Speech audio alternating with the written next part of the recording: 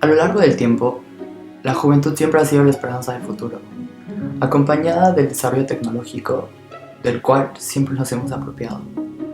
Pero, ¿en qué punto estamos ahora? ¿La era digital? ¿La era del conocimiento? Eso se dice. ¿Y qué hacemos con todo esto? Saturarnos de contenido basura, estar pendientes de la vida de otros, llenos de problemas existenciales estúpidos, porque además nos hemos vuelto unos ineptos sociales. O tal vez también aprendimos a desechar esa parte. Los aparatos tecnológicos que cambian por temporada, era el fast fashion que nos hace cambiar y tirar guardarropas enteros. Estar obsesionados con la vida de otros, desperdiciar cada momento de nuestras vidas, prestando atención a la de los demás. Tengo una hipótesis de por qué nuestra generación mantiene un arraigo tan fuerte con el pasado, como la moda, la música, los artistas. Porque no solo ahora se producen en masa las herramientas de nuestra vida cotidiana, también los artistas, si así se les puede llamar. Y no se ha creado nada realmente con valor, como para permanecer lo suficiente, o marcarnos como un diferenciador, o algo realmente trascendente, obligando a los creadores y a nosotros mismos a desarrollar contenidos en masa, porque después de una semana o un mes con suerte, nuestra atención se habrá desvanecido. El claro ejemplo es cómo consumimos una temporada en tan solo un día. Nuestra atención nunca está fija, insaciables. Andy Warhol dijo que en el futuro todos serían famosos mundialmente por 15 minutos. Claro, ahora no necesitamos una gran cadena de televisión para que el mundo entero nos conozca o nos vea. Pero ¿qué hacemos con todo esto? Buscar infieles por la calle, bromas, convertirnos en un bufón.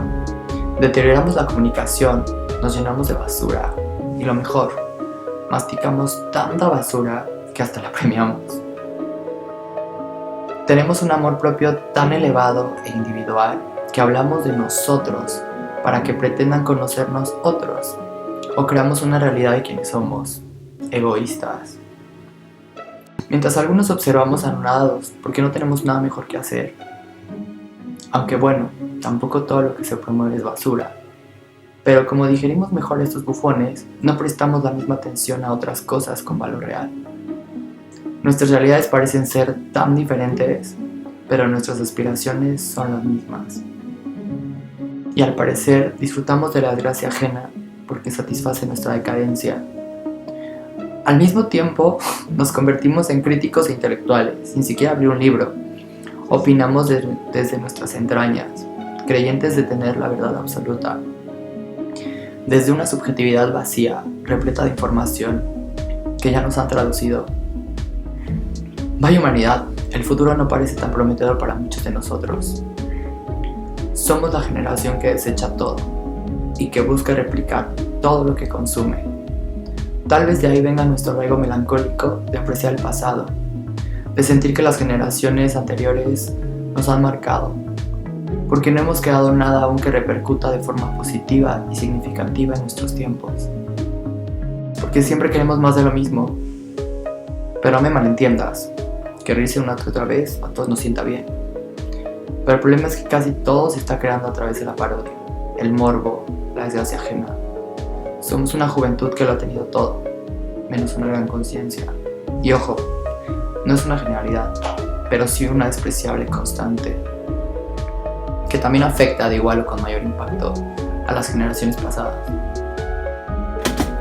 Pero para eso fue creada la ficción, para vivir otras realidades, la televisión, el cine, los libros. Pero es que ese también es el problema, que nuestra realidad actual está distorsionada por los medios digitales. Vivimos dos mundos paralelos, así agobiante y miserable. Entonces, ¿qué plano de la realidad estamos viviendo realmente ahora?